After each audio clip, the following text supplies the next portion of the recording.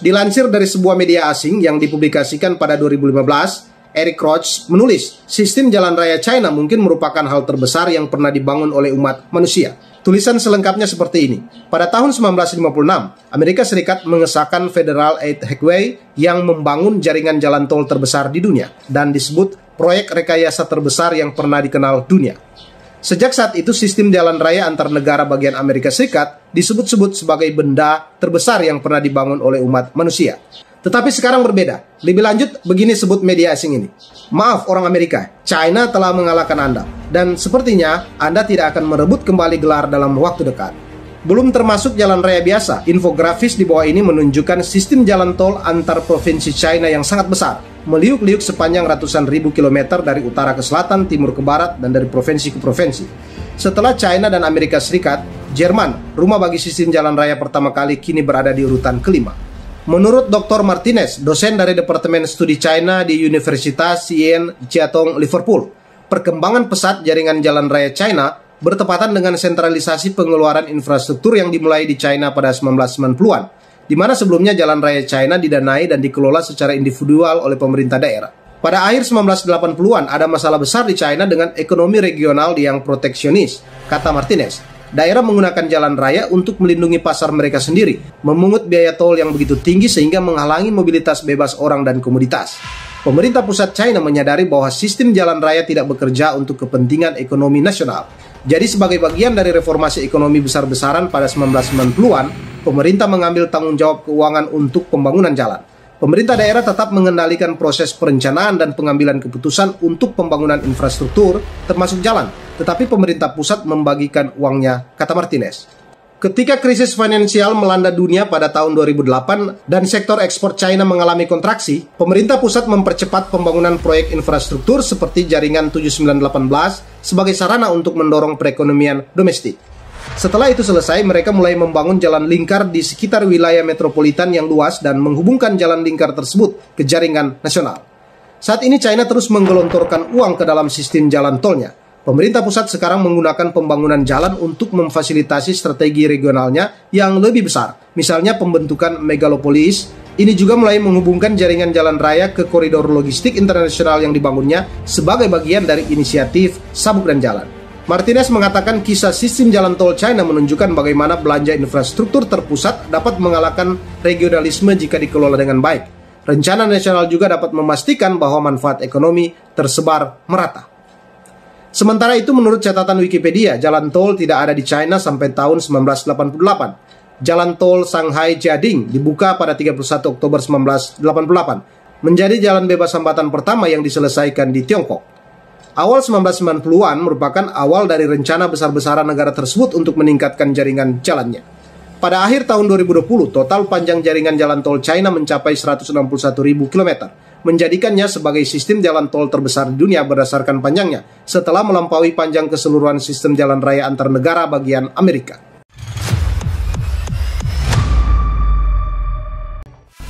Pada tahun 1970, China baru saja mulai membangun jalan raya dan sudah jauh tertinggal dari Amerika Serikat. Namun pada tahun 2020, jarak tempuh jalan tol China telah melampaui 150.000 km, langsung menempati peringkat pertama di dunia. Teknik dan kecepatan China membangun jalan membuat para insinyur barat menarik nafas.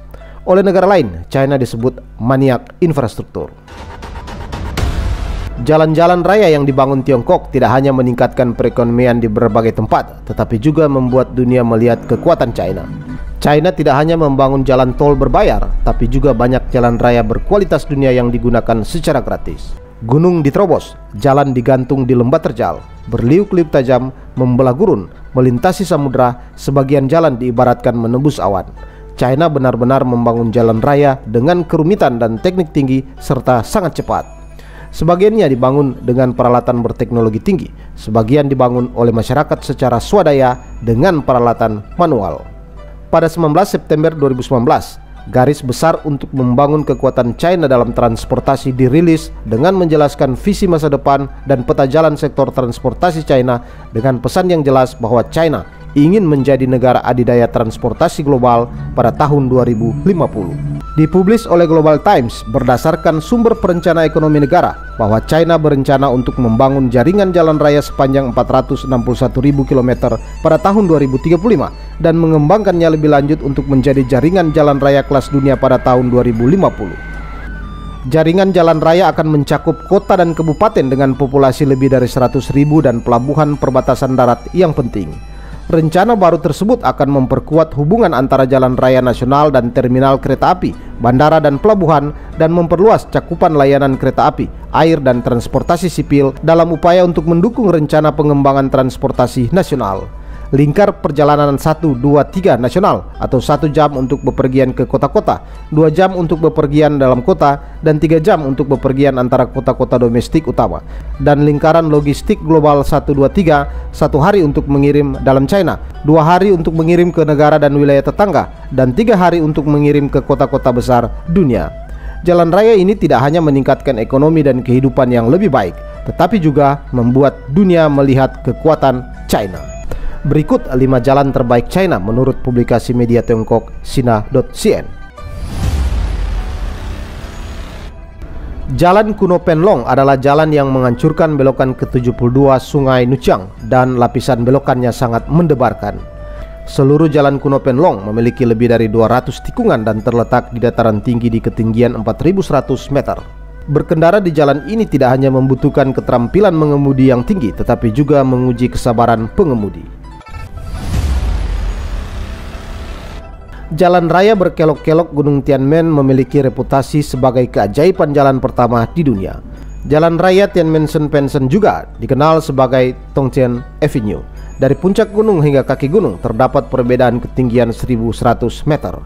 Ini juga memiliki 99 belokan dan belokan tajam lebih dari 180 derajat yang sangat mendebarkan. Mengemudi di Yatu seperti bepergian menembus awan, membuat orang merasa seperti sedang berjalan di jalan menuju langit.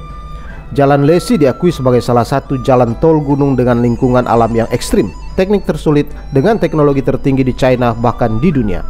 Ini adalah jalan raya terbaik di China dan seluruh jalan raya tersebar di antara pegunungan. Dikenal sebagai Skyladder Expressway dan Expressway on the Cloud, jalan ini naik 7,5 meter untuk setiap 1 km ke depan. Jalan Raya Qinghai Tibet adalah jalan raya aspal dengan elevasi tertinggi dan rute terpanjang di dunia. Jalan Raya Qinghai Tibet adalah jalan yang paling cepat menuju Tibet di antara ruas jalan lainnya, sehingga menjadi pilihan pertama bagi orang untuk pergi ke Tibet. Selain aman dan cepat, pemandangan di sepanjang jalan ini sangat indah dan mencengangkan. Di sepanjang jalan terdapat padang rumput, danau, gunung, dan gurun yang terlalu indah untuk dilewati. Kolieng Wall Highway adalah salah satu dari 10 jalan paling berbahaya di dunia dan salah satu dari 18 jalan paling aneh di dunia. Dikenal sebagai keajaiban dunia ke-9, itu digali di tebing setinggi 110 meter dan seluruh jalannya sangat mendebarkan. Berbeda dengan jalan tol yang dibangun dengan teknologi tinggi, melainkan jalan ini dibangun oleh warga setempat secara swadaya dan manual. Berkendara di jalan raya dinding gantung ini membuat kita sesering mungkin menghela nafas. Tidak peduli tebing, laut, dan gurun yang ada, mereka yang membangun jalan tidak pernah menyerah.